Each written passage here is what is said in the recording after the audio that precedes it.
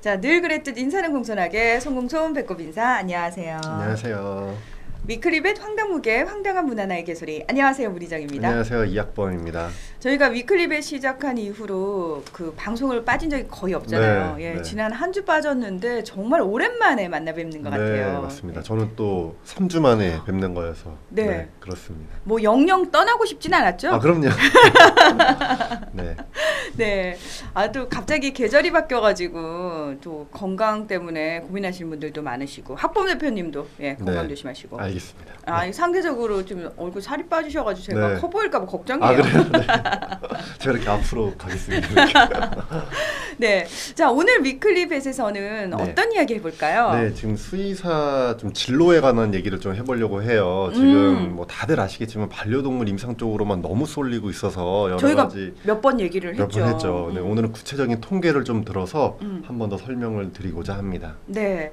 저희가 수의대생 올 때마다 제가 막 네. 대놓고 그러잖아요. 네. 너도 임상할 거니 네, 그러지 맞아요. 마라 이런 얘기를 하는데요. 네. 사실 수의사가 최근 들어서 굉장히 각광받는 직업이 됐고 네. 그리고 사회적으로 책임 의식도 굉장히 많이 부여가 되고 있는 상황이고 네, 필요한 곳이 정말 많아졌거든요. 맞아요. 네. 네. 그런데 반려동물 임상 쪽으로만 쏠리고 있습니다. 좀 수치를 말씀드리면 네. 일단 지금까지 수의사 면허가 발급된 게 18,432번까지래요. 18,000명 정도 수의사가 이제 배출이 된 거죠, 우리나라에서. 근데 이제 이걸 대한수의사회에서 이 수의사들이 어디서 근무하는지 조사를 하는데 올해 이제 7월 기준으로 좀 설명을 드리면 일단은 파악 안 되는 분들이 좀 많고 뭐 돌아가셨거나 아예 조사가 안 되는 분들이 3천여 명 있었고 또 그냥 어떤 수의사 면허는 있지만 일하지 않는 분이 또 3천여 명 정도 계셨고요. 또 해외 거주하시는 분도 480여 명. 그런 분들을 제외하고 실제 일하는 분들을 좀 소개해드리면 역시 임상수의사가 제일 많았습니다. 6,031명이었는데요. 실제 근무하는 분들 중에는 한 54% 정도. 반 이상. 네, 그러니까 절반 좀 넘는 분들이 임상하신다고 보면 되고 두 번째로 많은 분야가 공무원이었어요. 공무원. 네, 우리 뭐 방역 분야, 축산물 위생 분야 이런 검역 분야에서 수의사들, 공무원들 많이 근무하고 계시거든요. 그 1,995명이 이제 공무원으로 근무하고 계셨고 또 공중방역 수의사가 487명. 뭐 이분들 합쳐도 공무원이라고 볼 수 있겠고 또 네. 학계, 수의 관련 사업, 축산물 위생, 유관기관 이런 것들이 있었는데요. 제일 중요한 건 어쨌든 임상 수의사가 54%로 제일 많았다. 근데 여기서 이제 알고 계셔야 되는 게 임상 수의사만 따로 분포를 조사해 봤더니 반려동물 쪽에 있는 분들이 77.2%로 거의 대부분을 차지했다.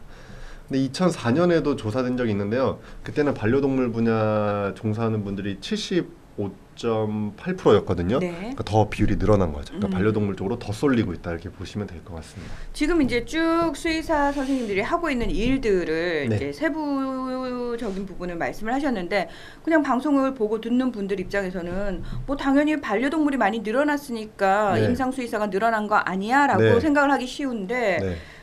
지금 어떤 부분들이 문제가 되고 있고 네. 생각해 봐야 될지 좀 짚어주셔야 될 것 같아요. 네. 반려동물 임상으로 쏠리는 게 지금 여러 가지 문제점을 일으키고 있는데요. 동물 숫자가 늘어나는 것보다 동물병원이 너무나 빠르게 늘어나고 있기 때문에 지금 문제가 심각합니다. 그래서 원래 평균 1년에 한 100에서 150개 정도 전국에 동물병원이 생긴다고 해요. 이 반려동물 병원이. 네.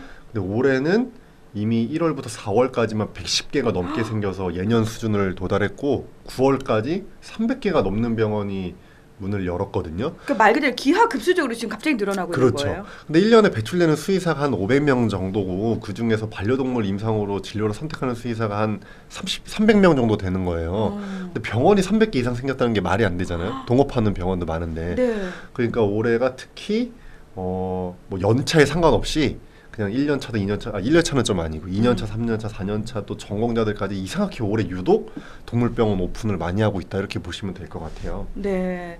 뭐 소비자 입장에서는 병원 많이 생기고 주변에 그냥 갈 수 있는 가깝게 또 쉽게 갈 수 있는 병원들 많이 생기면 네. 좋지 않을까. 그리고 네. 또 하나 그렇게 또 병원이 많이 생기면은 혹시라도 진료비가 좀 싸져서 그리고 또 소비자 입장에서는 다양하게 선택을 할 수 있어서 좋지 않을까라고 막연히 생각하게 되거든요. 네, 근데 소비자 입장에서는 말씀하신 대로 여러 가지 이점이 있을 것 같은데 문제는 이제 이 수의사 쪽에서는 이게 엄청난 부작용으로 나타나고 있는 거죠. 그래서 뭐 예를 들면은 동물병원이 너무 많아지니까 경쟁이 심해지다 보니까 네. 경영이 어려워지는 부분이 있잖아요. 네. 그러다 보니까 이제 가격을 엄청 낮춰서 말도 안 되는 이벤트 같은 걸 하는 경우가 생기고 또 기존 동물병원과 신규 동물병원 수의사들끼리 막 갈등이 생기고 네, 뭐 이런 여러 가지 문제점들이 생기고 있는데요. 네. 또 수의사들 부채도 많이 증가하고 있어요. 이제 동물병원 오픈하는데 규모가 커지고 있잖아요. 그러다 보니까 대출 금액이 많이 늘어나고 있거든요. 그래서 빚더미 하는 수의사들 많이 늘어나고 있고. 그러니까 소비자분들한테도 사실은 대부분은 좋지만 안 좋은 점이 하나 있는데 이게 경쟁이 심하다 보면은 동물병원 경영이 어렵다 보니까 아무래도 이게 과잉 진료로 연결될 가능성도 있거든요. 그러니까 이게 소비자분들한테도 무조건 좋다고는 볼 수 없을 것 같아요. 그리고 저는 지금 네. 뭐 소비자 입장, 수의사 입장 말씀을 해주셨지만 단기적으로 또는 그냥 가시적으로 생각을 해보면은 막연히 동물병원 많아지니까 좀 좋지 않을까라고 저도 생각을 했는데 문득 얘기를 듣다 보니까 이 수의사라는 직군이 굉장히 전문적인 직군이잖아요. 그렇다면은 가지고 있는 지식 자체가 일반인들은 사실 좀 범접하기 힘든 지식들을 가지고 있단 말이죠. 그리고 사회 분위기 자체가 인수공통 질병이라든지 그리고 동물과 관련해서 또는 동물에서 조금 더 확장돼서 생명 전체에 네. 관련된 다양한 연구들이 이루어져야 되고 사실 필요한 상황이거든요. 맞습니다. 그러면 전문 직군인 수의사 선생님들이 그 분야로 더 많이 가셔야 되는데 맞아요. 장기적으로 봤을 땐 그게 우리한테 더 도움이 될 것 같은데. 맞습니다. 지금 너무나 정확하게 지적을 하셨는데요. 지금 뭐 이 반려동물 쪽으로 쏠리면서 생기는 문제점이 동물병원 경영이나 수의사 간 갈등 이런 것보다 제가 봤을 때 제일 큰 문제는 수의사들이 해야 되는 다른 분야 역할들에서 수의사를 못 구해서 문제가 많다는 거예요. 생명공학 분야라든지 대동물 분야, 축산 분야, 검역 분야, 방역 분야 이런 데 많잖아요. 또 지금 사람 관련된 인수공통 전염병 얘기를 했는데 이런 원헬스 분야, 연구 분야 이런 쪽으로 수의사들이 너무 안 가다 보니까 이제 더 큰 문제가 사실 생기는 거죠. 그래서 이런 걸 좀 해결해 보고자 정부에서 최초로 얼마 전에 제1회 축산 수의 분야 취업 창업 박람회를 열었어요. 오. 네, 그래서 아 맞다. 네. 한참 대표 거기 네. 가셨잖아요. 네, 저 가서 네. 좀 뭐 수의사 뭐 진로 상담 같은 것도 하고 그랬는데요. 아예 학생들이 또 네. 와서 보고 수의사 네. 선생님들은 다 이렇게 훈훈하고 아니, 그러진 멋있나 보다. 않았습니다. 오해를. 네. 근데 이게 이제 최초로 진행된 거였는데 네. 이제 축산 분야가 핵심이었고 물론 수의 분야도 축산 분야 연관이 돼 있지만 수의 분야가 약간 곁다리로 껴진 듯한 느낌이 있었어요. 그래서 뭐 동물병원에서 나와서 구인하고 이런 건 없었고 좀 축산 관련 단체나 뭐 동물약품에서 사료회사 이런 데서 나와서 수의사 좀 구인하고 하긴 했었는데요. 여기서 제가 좀 강조하고 싶은 거는 이제 축산 분야에서 워낙 수의사를 구하기 어렵다 보니까 이런 걸 열었는데 많은 관심이 안 가는 거죠. 수의사들이 젊은 수의사들이 특히. 왜냐하면 이제 대우가 그렇게 크지 않기 때문에. 그러니까 대부분 수의사들이 임상을 하고 싶어서 수의대에 갔는데 다른 분야로 진출하려면 그거에 맞는 좀 대우나 보상이 있어야 갈 생각이 들잖아요. 그렇죠. 근데 그런 부분이 부족하지 않았나 생각이 들고요. 그러니까 우리가 네. 왜 젊은 수의사 선생님들한테 무조건 다양한 직군을 구해라, 다양한 곳으로 가야지 수의계가 발전하지 않겠냐라고 희생을 강요할 수는 없어요. 정확히 맞습니다. 네. 그래서 여기 사실은 되게 큰 행사였기 때문에 뭐 농림부 장관부터 되게 높으신 분들이 많이 왔었는데 그중에 김명희 의원 국회의원님이 와가지고 한 얘기가 있어요. 근데 이 부분을 좀 제가 강조하고 싶거든요. 근데 이 의원님이 뭐라고 얘기했냐면 이분이 축산과 출신이세요. 그러니까 이쪽 내용을 잘 아는 분인데 축산업계 관계자로부터 수의대가 6년제로 전환된 이후에 그러니까 98년이거든요. 수의사 구하기가 힘들어졌다는 얘기를 들었는데 자기 생각에는 4년제 시절의 대우는 그대로인 채 고용난을 호소하는 건 아닌지 축산업계가 좀 되돌아봐야 된다 이렇게 얘기를 하셨거든요. 정확히 맞는 얘기인 것 같습니다. 네, 뭐 6년간의 공부가 필요해졌다라는 건 그만큼 전문적으로 배워야 할 것들이 많고 사실은 그 6년을 거쳐서 나온 수의사 선생님들의 지식이 그냥 썩히기엔 너무 아까운 것들이 많다는 맞아요. 의미거든요. 예. 그런 차원에서 사실 수의계가 더 발전을 하기 위해서는 단순히 뭐 수의사들한테 의식을 바꿔라라고 얘기할 것이 아니라 실제로 그 수의사들을 대접하고 있는 시스템이 어떤지를 먼저 맞아요. 점검을 해야 되는 게 맞아요. 맞는 거죠. 그래서 이제 뭐 수의대 정원 축소 얘기도 나오고 있고 막 여러 가지 뭐 해결책이 나오고 있는데 가장 중요한 거는 이제 다른 분야로 다양한 분야로 수의사들이 골고루 나갈 수 있게 하는 방법인데 이거에 대해서 좀 다 같이 모여서 한번 머리를 싸매고 방법을 좀 고안해 볼 필요가 있을 것 같고요. 이번에 축산수의 취업 창업 박람회가 열렸는데 이 수의 분야만 따로 모아서 한번 이런 걸 같이 해봐도 괜찮지 않을까 그런 생각을 해봤습니다.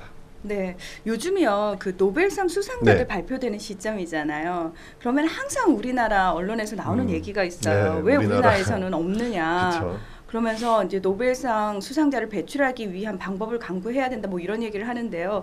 저는 다른 거 필요 없고 일단 교육 과정 자체가 바뀌어야 되고 사실은 수의사들뿐만 아니라 기초공학이라든지 기초 분야를 좀 튼튼히 할 수 있는 그들이 가서 공부를 하고 연구를 해도 충분히 먹고 사는데 지장 없을 뿐만 아니라 제대로 대우받는 그런 사회 맞아요. 분위기가 먼저 형성이 돼야 된다고 맞습니다. 생각을 하거든요.